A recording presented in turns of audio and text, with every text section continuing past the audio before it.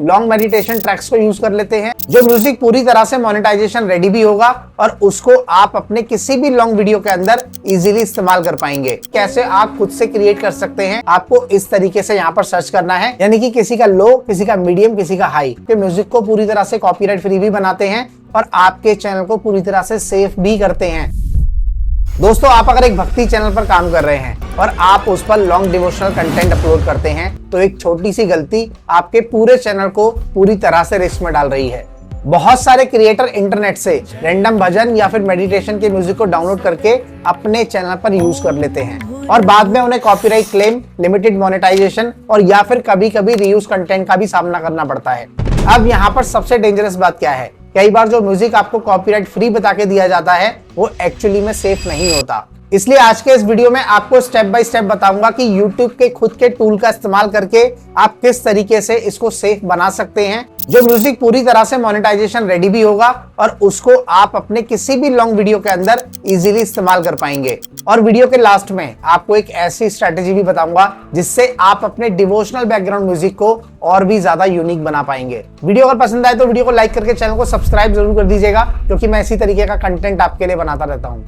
यहाँ पर सबसे पहले आप एक इंपॉर्टेंट रियलिटी समझ लो कि गूगल पर या फिर यूट्यूब पर जब भी आप कॉपीराइट फ्री म्यूजिक को सर्च करते हैं तो वहां पर जो भी म्यूजिक आपके सामने आता है वो बिल्कुल भी सेफ नहीं होता है। क्यों? क्योंकि बहुत सारे चैनल यहाँ पर किसी भी तरीके के रीयूज या फिर इलीगल अपलोडेड म्यूजिक को भी पूरी तरह से कॉपीराइट फ्री बता देते हैं। अब आपने उनके चैनल से उठा करके उस म्यूजिक को यूज कर लिया, लेकिन बाद में आपको ओरिजिनल क्रिएटर जो था उस म्यूजिक का, जो ओरिजिनल ओनर था, उसके थ्रू आपको कॉपीराइट मिल जाता है। तो यहाँ पर जो प्रॉब्लम है वो आपके चैनल पर आती है और ये भक्ति नीश में बहुत ज्यादा ही कॉमन है, क्योंकि आप में से काफी सारे लोग लॉन्ग मेडिटेशन ट्रैक्स को यूज कर लेते हैं, मंत्र लूप्स को यूज कर लेते हैं और भजन इंस्ट्रूमेंटल्स को भी यूज कर लेते हैं। तो आपको यहाँ पर बाद में बहुत बड़ी प्रॉब्लम आती है, जो कि आपको इनिशियल स्टेज में पता नहीं चलती, क्योंकि इन सब का यूसेज ऑलरेडी मल्टीपल चैनल पर बार बार होता रहता है और ये रीयूज होते रहते हैं। और YouTube का AI बेस्ड सिस्टम अब इस चीज को बहुत ही ज्यादा एग्रेसिवली सर्च करता है, देखता है और उसको रीयूज कैटेगरी में डालता है। इसलिए हमें किसी भी थर्ड पार्टी के रैंडम म्यूजिक को यूज ही नहीं करना है। अब यहाँ पर हम बात करते हैं सबसे सेफ म्यूजिक की, कि आखिर आपको म्यूजिक का इस्तेमाल कहाँ से करना है, और बाद में ये भी बताऊंगा कि कैसे आप खुद से क्रिएट कर सकते हैं अलग अलग टाइप का म्यूजिक। अब बात करते हैं यहाँ पर सबसे सेफेस्ट म्यूजिक की, यानी कि आपको सबसे सेफ म्यूजिक कहाँ पे मिलेगा और कैसे आप उसको अपने मोनेटाइजेशन के लिए इस्तेमाल कर पाएंगे, यूज कर पाएंगे। तो यहाँ पर मैं आपको स्टेप बाय स्टेप बताता हूँ। आपको सबसे पहले YT स्टूडियो को ओपन करना है। वो YT स्टूडियो आप मोबाइल में भी ओपन कर सकते हैं और आप चाहें तो अपने सिस्टम में भी इसको ओपन कर सकते हैं। वहां पर लेफ्ट हैंड साइड में आपको एक ऑडियो लाइब्रेरी का ऑप्शन मिलेगा और यहाँ पर आपको दोनों ही चीजें मिलेंगी, यानी कि आपको साउंड इफेक्ट्स भी मिलेंगे और आपको यहाँ पर बैकग्राउंड म्यूजिक भी मिलेगा, जो कि आप यूज कर सकते हैं। अब आप ये मान के चलिए कि यहाँ से जो म्यूजिक आपको इस्तेमाल करना है वो आपको एक डिवोशनल चैनल पर यूज करना है, तो उसके लिए आप म्यूजिक कैसे सर्च करेंगे। तो यहाँ पर आपके सामने आप इस लिस्ट को देख सकते हैं। आपको इस तरीके से यहाँ पर सर्च करना है, जिसमें कि आप मेडिटेशन लिख सकते हैं, स्पिरिचुअल लिख सकते हैं, एम्बिएंट, काम, टेम्पल, पीसफुल, इंडियन, सिनेमैटिक, इस टाइप के म्यूजिक को आप सर्च कर सकते हैं। और जो भी म्यूजिक आपको अपनी वीडियो के अकॉर्डिंगली बेस्ट लगता है उसका आप इस्तेमाल कर सकते हैं एज अ बैकग्राउंड म्यूजिक अपने किसी भी वीडियो के अंदर, और ये म्यूजिक 100% सेफ म्यूजिक है। अब यहाँ पर एक बहुत ही इंपॉर्टेंट चीज आपको बताता हूँ कि अगर आप अपने लॉन्ग वीडियोस के अंदर इस म्यूजिक का इस्तेमाल करना चाहते हैं तो यहाँ पर आपको कोई भी ऐसा म्यूजिक नहीं चुनना है जिसके अंदर सडन बीट्स होती हैं, क्योंकि यहाँ पर आपकी जो ऑडियंस है, यानी कि भक्ति चैनल की ऑडियंस, वो किसी भी तरीके से शांति या फिर कोई इंप्रेसिव म्यूजिक को सुनना पसंद करती है।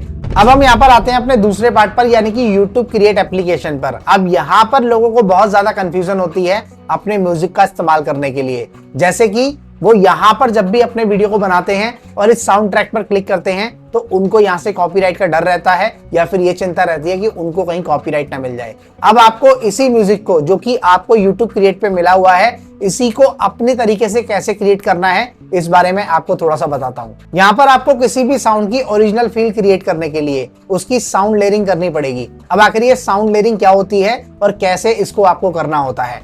अब यहाँ पर आपको एक सिंपल सा एग्जांपल देता हूँ कि अगर आपने मान के चलिए कोई भी बैकग्राउंड म्यूजिक लिया जिसके अंदर कोई सारंगी या फिर तानपुरे की धुन है, अब उसी म्यूजिक के ऊपर आप यहाँ पर मेडिटेशन फ्लूट का म्यूजिक लगाइए।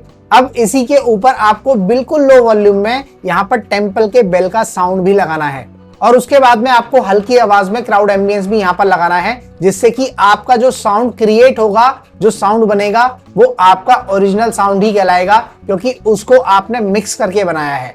दूसरी चीज कि यहाँ पर आपने सबके वॉल्यूम भी अपने हिसाब से एडजस्ट किए हैं, यानी कि जो बेस था उसको थोड़ा सा स्ट्रॉन्ग और हाई रखा है। और उसके अलावा जो 3 म्यूजिक आपने और इस्तेमाल किए हैं, जो कि मैंने आपको इसी एग्जांपल में अभी बताए हैं, तो उसका वॉल्यूम आपने अपनी तरफ से एडजस्ट कर दिया है, यानी कि किसी का लो, किसी का मीडियम, किसी का हाई, तो आपने अपने हिसाब से उनको एडजस्ट किया है।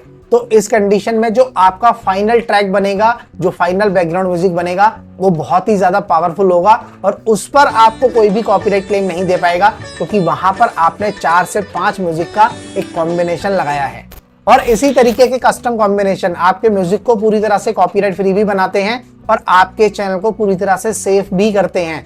तो अगर आप एक डिवोशनल चैनल पर काम करते हैं और आप उस पर लॉन्ग वीडियोस को अपलोड करते हैं लॉन्ग बैकग्राउंड म्यूजिक के साथ, तो आप इस तरीके का इस्तेमाल कीजिए, जिससे आपको डेफिनेटली बहुत फायदा होगा। यहाँ पर अगर आप चाहते हैं कि नेक्स्ट वीडियो के अंदर मैं आपको साउंड की लेयरिंग करके दिखाऊं, या फिर YouTube क्रिएट या फिर YT स्टूडियो के अंदर से म्यूजिक का सही तरीके से इस्तेमाल करना बताऊं, तो आप मुझे कमेंट जरूर कर सकते हैं। मैं इसके ऊपर डेफिनेटली आपको एक लाइव वीडियो बना करके दिखा दूंगा। आई होप ये वीडियो आपको पसंद आया होगा, ये जानकारी आपको अच्छी लगी होगी। वीडियो को लाइक करके चैनल को सब्सक्राइब जरूर कर दीजिएगा।